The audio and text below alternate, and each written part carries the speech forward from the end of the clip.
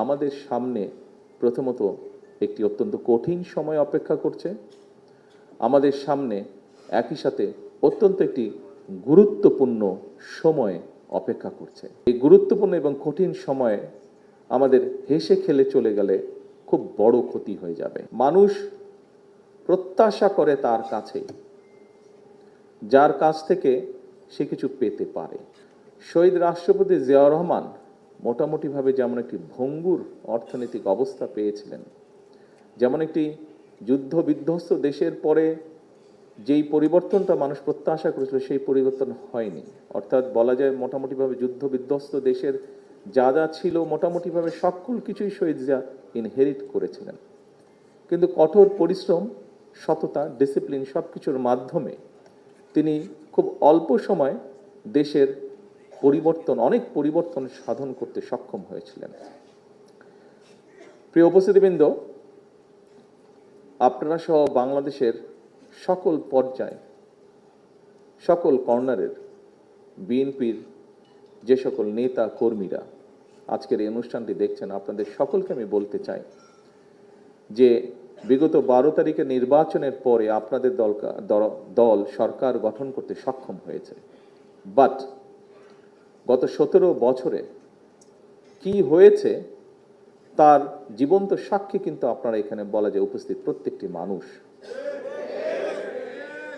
কিভাবে গণতন্ত্রকে ধ্বংস করা হয়েছিল, কিভাবে দেশের অর্থনীতিকে ধ্বংস করা হয়েছে, কিভাবে দেশের শিক্ষা, স্বাস্থ্য সকল কিছুকে, বিচার ব্যবস্থা, নির্বাচনী ব্যবস্থা সকল কিছুকে ধ্বংস করা হয়েছে, তার কম বেশি জীবন্ত সাক্ষী আপনারা এখানে উপস্থিত প্রত্যেকটা মানুষ। এখানে যারা কানেক্টেড আছেন অনলাইনে প্রত্যেকটি মানুষ, রাজনৈতিক দলের সদস্য ছাড়াও কম বেশি সাধারণ মানুষ, খেটে খাওয়া মানুষ সহ প্রত্যেকটি মানুষ দেশের জীবন্ত সাক্ষী এই ব্যাপারে। বর্তমান সরকার এরকমই একটি বিধ্বস্ত অবস্থার ভেতর দিয়ে দেশের পরিচালনার দায়িত্ব পেয়েছে।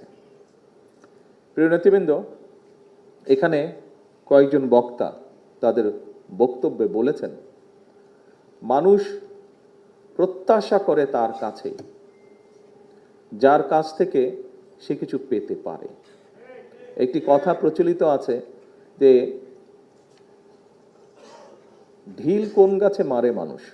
আম গাছে মারে, লিচু গাছে মারে, জাম গাছে মারে, যে গাছে ফল আছে, অর্থাৎ যে দিতে পারে। বাংলাদেশের মানুষের প্রত্যাশাও বাংলাদেশ জাতীয়তাবাদী দলের কাছে, যে দল শহীদ রাষ্ট্রপতি জিয়াউর রহমান গঠন করে গিয়েছিলেন, যে দলকে জনগণের ভিতরে ভিত্তি স্থাপন করেছেন দেশনেত্রী বেগম খালেদা জিয়া, সেই দলের কাছেই মানুষ প্রত্যাশা করে। আজকে আপনারা যারা এই আলোচনা অনুষ্ঠানে যোগদান করেছেন, সারা দেশেই কম বেশি সব জায়গায় এরকম আলোচনা অনুষ্ঠান হচ্ছে। আজকের এই অনুষ্ঠানটি আমাদের বহু নেতাকর্মী, লক্ষ লক্ষ নেতাকর্মী হয়তো রাতে, সন্ধ্যায় বা আগামীকাল অনলাইনের মাধ্যমে সব বক্তার বক্তব্যই শুনবেন। তাদের সকলের উদ্দেশ্যে আমি বলবো যে আমাদের সামনে প্রথমত একটি অত্যন্ত কঠিন সময় অপেক্ষা করছে।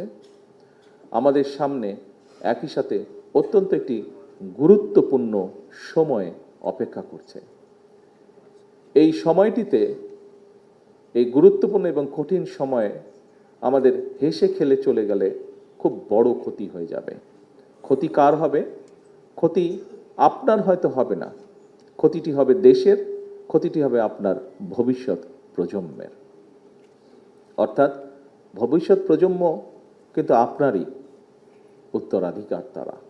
কাজেই আসুন, শহীদ জিয়া যেভাবে দেশকে গঠন করতে চেয়েছিলেন, শহীদ জিয়া যেভাবে দেশকে সামনে এগিয়ে নিয়ে যেতে চেয়েছিলেন, আমরা সে ধারাই চেষ্টা করছি দেশকে আজকে পরিচালনা করতে।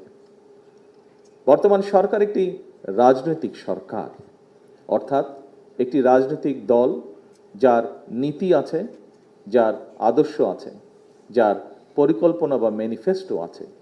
যে পরিকল্পনা বা ম্যানিফেস্টো আমরা দেশের মানুষের সামনে তুলে ধরেছিলাম 12 তারিখের নির্বাচনের আগে, এবং দেশের মানুষ এই ম্যানিফেস্টো বা পরিকল্পনা দেখেছে, শুনেছে, বুঝেছে এবং 12 তারিখে তারা তাদের সিদ্ধান্ত অনুযায়ী ধানের শীষে ভোট দিয়ে ধানের শীষকে সেই দায়িত্ব দিয়েছে সেই পরিকল্পনা বাস্তবায়ন করার জন্য।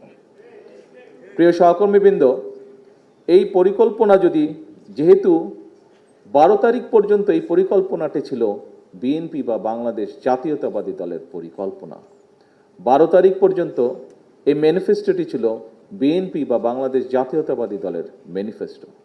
কিন্তু 13 তারিখ সকাল থেকে বাংলাদেশের মানুষের রায় যখন আমরা জানতে পারলাম, যখন 151 পার হয়ে গেল, তখন বোঝা গেল বাংলাদেশের মানুষ 2/3 মেজরিটি দিয়েছে এই পরিকল্পনার পক্ষে, এই ম্যানিফেস্টোর পক্ষে। অর্থাৎ এই ম্যানিফেস্টোটি বা এই পরিকল্পনাটি এখন শুধুমাত্র আর বাংলাদেশ জাতীয়তাবাদী দলের নয়, বরং এই ম্যানিফেস্টোটি বা এই পরিকল্পনাটি হচ্ছে যে মানুষ যারা এটির পক্ষে রায় দিয়েছে, 52% মানুষ যারা ভোটে অংশগ্রহণ করেছিল, তার মধ্যে 52% মানুষ, তাদের এটি ম্যানিফেস্টো, তাদের এটি পরিকল্পনা। রাজনৈতিক দলের সরকার হিসাবে অবশ্যই এটি আমাদেরকে পালন করতে হবে, এটি আমাদের বাস্তবায়ন করতে হবে।